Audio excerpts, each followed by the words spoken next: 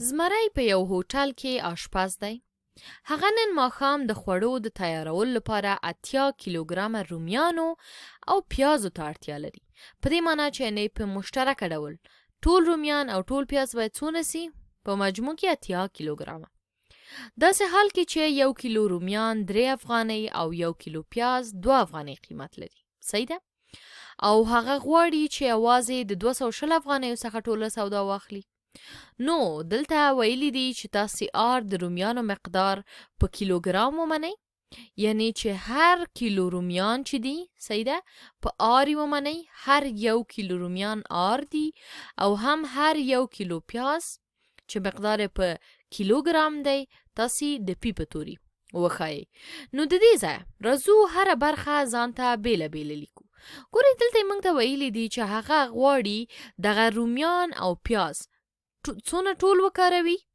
80 کیلوګرامه یې وکاروي. ټول 80 کیلوګرامه سي. ګورئ نو موږ د رومیان دپاره د چی شي نه استفاده کوو؟ د هر کیلو لپاره د او هم پی د پیازو دپاره. اوس د دې ځای موږ کولی سو چې د دغه لومړۍ برخې دپاره ولیکو چې یعنی 1 کیلو رومیان جمع هم پی د پیازو مقدار مساوي کیږي د څو سره؟ د 80 کیلوګرام سره. اوس دا نه ده معلومه چې څومره په دې کې رومیان دي او څومره په دې 80 کیلوګرامو کې پیاز دي. دغه باید موږ په نورو برخو کې معلومه کو. اوس راځو دویمې برخې ته. وای دی غواړي چې 220 افغانیو څخه سودا واخلي، خو په داسې حال کې چې د هر کیلو رومیانو قیمت 3 افغانۍ او هر کیلو پیازو قیمت چې دی 2 افغانۍ ده. ګورئ موږ رومیان په چی شي باندې ښودل؟ د په توري باندې ښودل. صحیح ده؟ نو خپله لیکو. اوس دغه زموږ هر کیلو څومره دي؟ 3 افغانۍ قیمت لري. نو دې ته موږ 3 لیکلی سو. ټولو باندې چې مصرف کوله، یعنی په مجموع کې ټوله سودا، نو دلته موږ جمع دې ته لیکو. اوس د پیازو دپاره پی لیکو، خو ګورو چې هر کیلو پیاز څومره قیمت لري؟ 2 افغانۍ د مثال په طور. نو دلته 2 پی لیکلی سو. د دې ځای دی غواړي دا ټوله سودا په څو افغانۍ واخلي؟ په 220 افغانۍ باندې. دغه ټوله سودا دی غواړي چې واخلي. ښه، اوس دلته په دې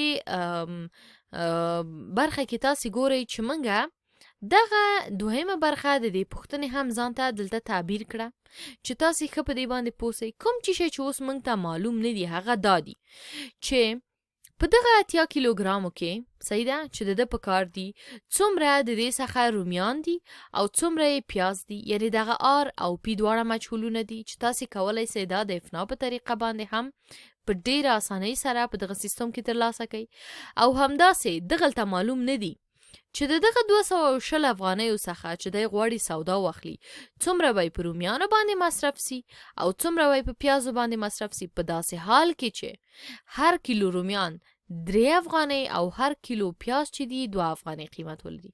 نو په نورو برخو کې به موږ همدغه د مجهولونو یا د متحولونو پیدا کول تاسې ته زده کوو چې څنګه په یو سیستم کې تاسې وسئ کولی یو متحول یا مجهول حذف کوي او نور مجهولونه پیدا کوي، قیمت پیدا کوي، او په دې ډول باندې وګورئ چې دغه سیستم څومره حلونه لري، آیا حل لري او که نه لري. نو په دې ډول موږ اوس کولی چې ځان ته معادلې جوړې کړو.